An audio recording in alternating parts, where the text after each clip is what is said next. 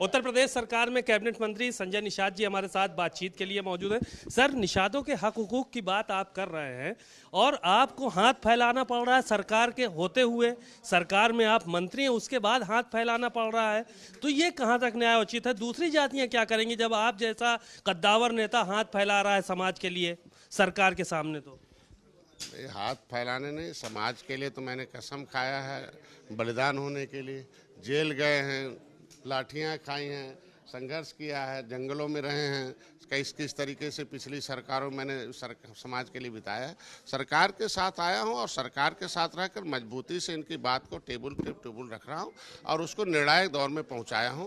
उसमें अब हम इसको अंतिम चरण में है कि अब महाजन संपर्क अभियान में कि जनता जाने कि हम उनके लिए क्या किए हैं, जनता तय करे कि इनके साथ इन्होंने हमें कितना काम किया है और हमारे साथ रहना है या विभीषणों के साथ रहना। तमाम विभीषण पैदा किए जाते हैं राजनीति में, तो इसलिए हम वहाँ जनसंपर्क अभियान में इसीलिए जा रहे हैं कि मैंने 10 साल के अंदर जो पूरा का पूरा उनके लिए यहाँ से लेकर दिल्ली तक प्रधानमंत्री के टेबल तक पहुँचाया। 70 साल में किसी ऐसे नेता ने आपके लिए सोचा हो। मैंने किताबें 13 लिखी हैं, इसलिए महाजनसंपर्क अभियान में जनता का भी राय बहुत जरूरी होता है, क्योंकि जनता ही जनार्दन होती है और जनता के बीच में जनता ने हमें अगर अध्यक्ष नियुक्त किया और जनता के हमारे ऊपर ट्रस्ट किया, विश्वास किया, तो हमको जनता का भी विश्वास लेने की जाना। आपको जो है वो जनता ने कहा कि अनुसूचित जनजाति में जाति को शामिल होना चाहिए और सरकार की तरफ से रिस्पांस नहीं मिला 2024 में, तो क्या आप इस पे किनारा करेंगे भारतीय जनता पार्टी से? ये मान के चला जाए कि आप किनारा कर लेंगे अगर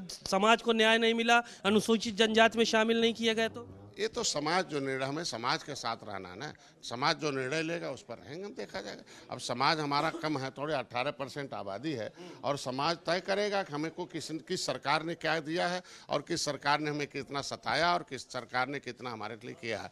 9 साल बेमिसाल जो मैंने उनको कहा, धन्यवाद दिया कि इस भारतीय जनता पार्टी मेरी सरकार ने इतना किया, आगे भी कर रही है आरक्षण पर, इस मुद्दे तक पहुँची है और आगे भी आप हमारा साथ दीजिए, आगे भी हम काम कराएंगे। भाजपा के साथ रहना है या नहीं 2024 में, ये समाज आपका तय करेगा? निश्चित रूप से समाज, भाई हम लोग समाज के लिए पैदा हुआ तो समाज के साथ रहना, और समाज ने यहाँ पहुँचाया है तो समाज की बात पर तो हमको रहना पड़ेगा। भाजपा से नजदीकियां बढ़ रही ओम प्रकाश राजभर की, ऐसा तो नहीं कोई टीस हो मन में आपके जिसके वजह से जो है वो आप मुखर हो रहे हैं भारतीय जनता पार्टी के खिलाफ?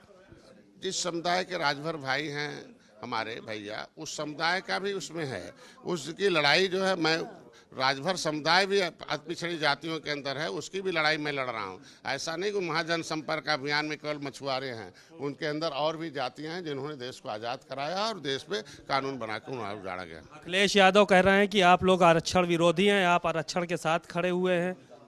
तो उनकी सरकार थी तो उन्होंने कौन सा आरक्षण हमें दे दिया था?